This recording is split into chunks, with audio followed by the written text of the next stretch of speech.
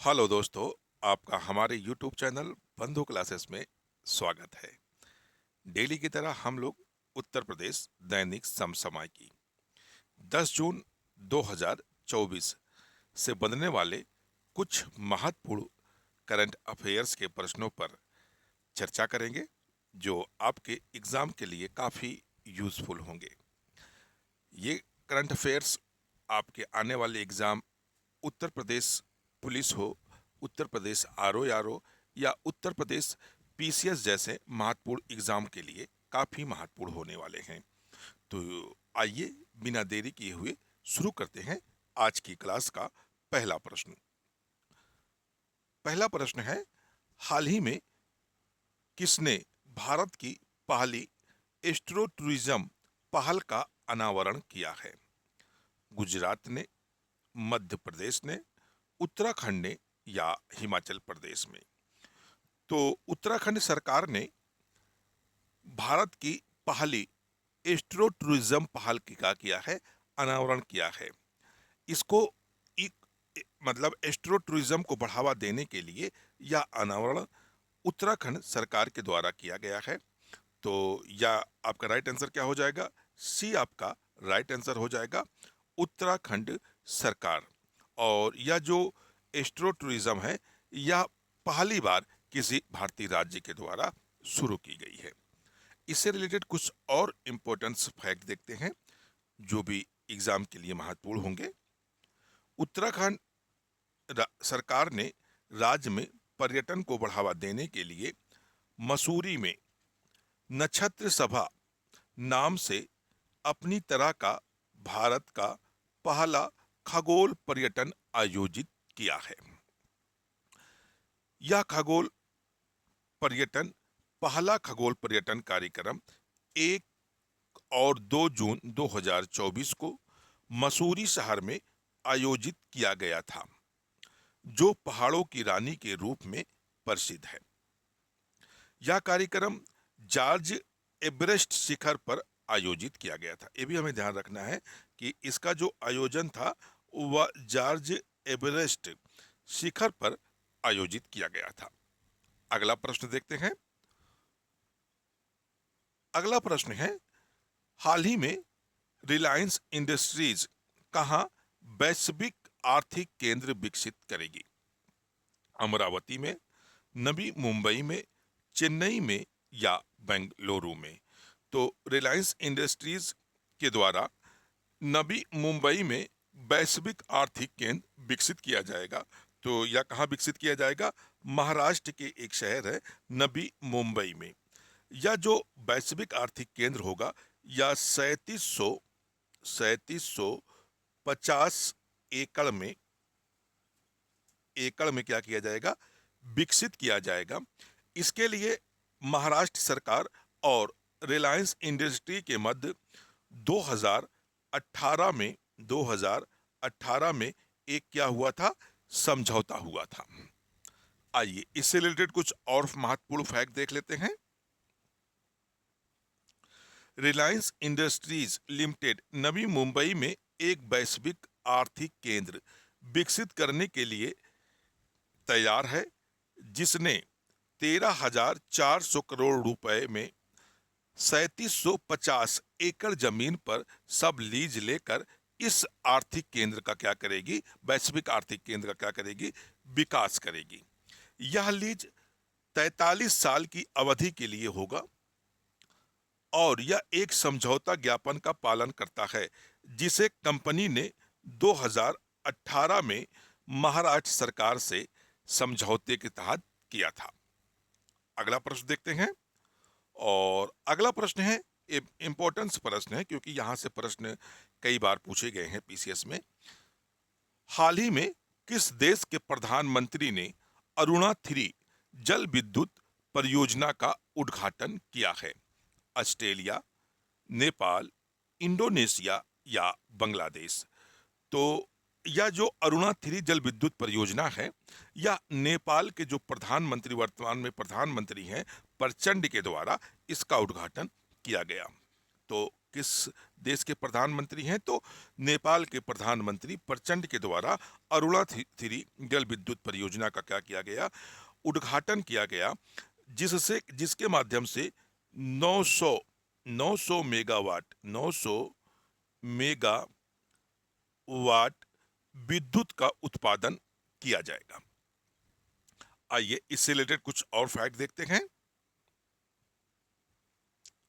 नेपाल के प्रधानमंत्री श्री पुष्प कमल दहाल, या जिन्हें हम प्रचंड, ने नेपाल के शंखुआ सभा जिले में 900 मेगावाट अरुणा थ्री जल विद्युत परियोजना की 11.8 किलोमीटर लंबी हेड रेस टनल के लिए उद्घाटन के पूरे होने के उपलक्ष्य में अंतिम विस्फोट कर सुरंग का उद्घाटन किया।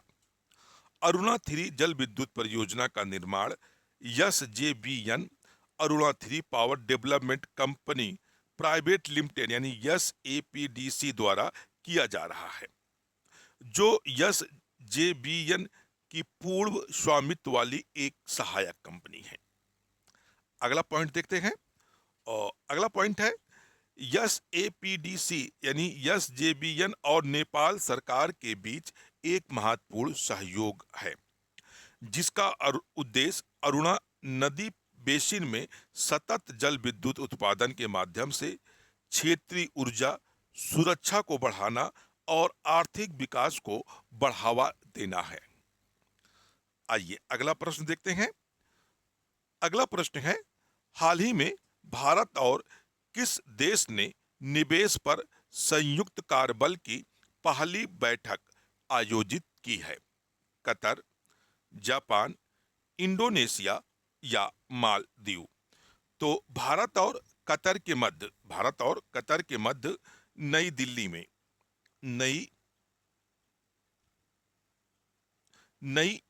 में पहली निवेश पर संयुक्त कार्यबल की बैठक आयोजित की गई। तो या किन दो देशों के मध्य आयोजित की गई? तो भारत और कतर के मध्य यह बैठक आयोजित की गई। तो हमारा राइट आंसर हो जाएगा ए यानी कतर। आइए इससे रिलेटेड कुछ और फैक्ट देख लेते हैं। भारत और कतर के बीच निवेश सहयोग महत्वपूर्ण करने के लिए निवेश पर संयुक्त कार्यबल की पहली बैठक नई दिल्ली में आयोजित की गई। संयुक्त कार्यबल की सह अध्यक्षता आर्थिक मामलों सचिव यानी अजय सेठ और कतर सरकार के वाणिज्य और उद्योग मंत्रालय के अवर सचिव मोहम्मद बिन हसन अल मल्की ने इसकी संयुक्त अध्यक्षता की थी। अगला प्रश्न देखते हैं। अगला प्रश्न है, हाल ही में वर्ल्ड गोल्ड काउंसिल के अनुसार दुनिया का तीसरा सबसे बड़ा गोल्ड का खरीदार कौन बना है? अमेरिका, ब्राजील, भारत या इटली? तो दुनिया में अगर सर्वाधिक गोल्ड खरीदने की अगर बात की जाए तो दुनिया में सर्वाधिक गोल्ड जो है स्विट्जरलैंड के द्वारा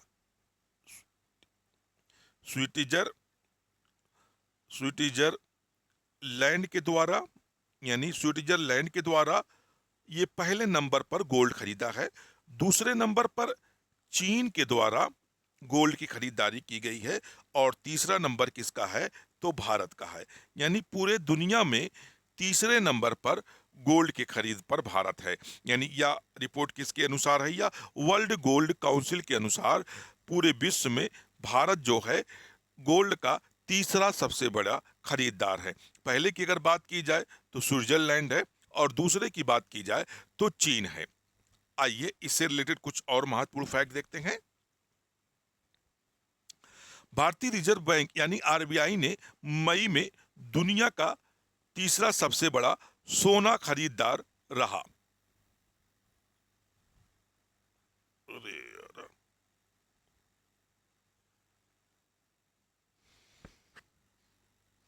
तो तीसरा सबसे बड़ा सोना खरीदार रहा। वर्ल्ड गोल्ड काउंसिल के मुताबिक बीते माह भारत ने करीब 722 करोड़ रुपए के सोना खरीदा था। स्विट्जरलैंड और चीन ने भारत से ज्यादा सोना खरीदा था। एक हिसाब से कहें स्विट्जरलैंड और चीन के बाद भारत तीसरा सबसे बड़ा गोल्ड खरीदार रहा। बीते 5 वित्त वर्षों में भारत ने अपने गोल्ड में करीब 204 टन सोने की बढ़ोतरी की है। आइए अगले स्टेप की तरफ हम लोग बढ़ते हैं और अगला स्टेप है कल का रिवीजन। कल का रिवीजन मतलब 9 तारीख को हम लोगों ने जो कुछ महत्वपूर्ण सवाल पढ़े थे करंट अफेयर्स के, उनका रिवीजन देखेंगे। इस सेशन का इस सेगमेंट का पहला सवाल है, हाल ही में किसे हिंदी साहित्य भारतीय पुरस्कार मिला है? तो यह पुरस्कार काफी महत्वपूर्ण पुरस्कार होता है और इस बार 2024 का जो हिंदी साहित्य भारतीय पुरस्कार है किसको दिया गया है? तो कृष्णा प्रकाश को यह पुरस्कार दिया गया है। अगला प्रश्न देखते हैं। अगला प्रश्न है, हाल ही में कितने देशों ने अंतरिक्ष स्थिरता के लिए महत्वपूर्ण जीरो डेविस चार्टर अपनाया है? तो डेविस चार्जर जो है या जो अंतरिक्ष में बेस्ट मटेरियल है उनको कंट्रोल करने के लिए एक महत्वपूर्ण समझौता है, एक तरह से कहा जाए एक चार्टर एक्ट ला गया है जिसका नाम है जीरो डेविस चार्टर कहा गया है। अभी हाल ही में इसको 12 देशों के द्वारा अपनाया गया है। तो कितने देशों ने अभी हाल ही में इसको अपनाया है जो जीरो डेविस चार्टर लाया गया है आंतरिक स्थिरता के लिए? तो 12 देशों ने इसको अभी हाल ही में अपनाया है। अगला प्रश्न देखते हैं। अगला प्रश्न है, हाल ही में वर्ष 2023-24 में कौन सा देश भारत का तीसरा सबसे बड़ा निर्यातक गंतव्य बनकर उभरा है? तो भारत का जो तीसरा सबसे बड़ा निर्यातक गंतव्य बन गया है वह कौन सा देश है? तो नीदरलैंड है।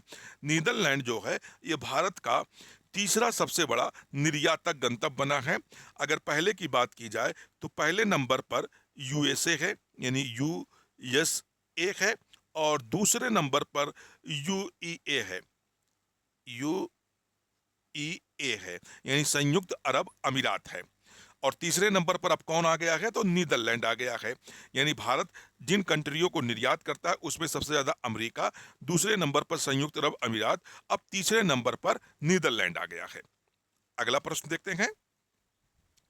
अगला प्रश्न है, हाल ही में किस राज्य की लैब ने गैर संक्रमण निपाह वायरस जैसे कण विकसित किए हैं? तो गैर संक्रमण निपाह वायरस जैसे कण विकसित करने का जो श्रेय जाता है किसकी लैब को जाता है? तो केरल की एक लैब है जिसे हम विषाणु लैब के नाम से भी जानते हैं। उसने अभी हाल ही में निपाह वायरस जैसे कण क्या किए हैं? विकसित किए हैं। यह खोज भारत के लिए इसलिए महत्वपूर्ण है क्योंकि अभी तक भारत जो है एंटीबायोटिक्स का क्या करता है? पूरी तरह से आयात करता है। अगर यह कण विकसित होने से भारत जो अभी तक आयात करता था उस पर आयात में क्या होगी? कमी होगी। नेक्स्ट प्रश्न देखते हैं। अगला प्रश्न है, हाल ही में किस देश के अंतरिक्ष यात्री ओलेगा कोनोनेको ने अंतरिक्ष में 1000 दिन पूरे किए हैं? तो जो ओलेगा कोनोनेको है या किस देश के आंतरिक यात्री हैं? तो या रूस के आंतरिक यात्री हैं और इस तरह से इन्होंने विश्व रिकॉर्ड बना दिया है, यानी विश्व रिकॉर्ड बना दिया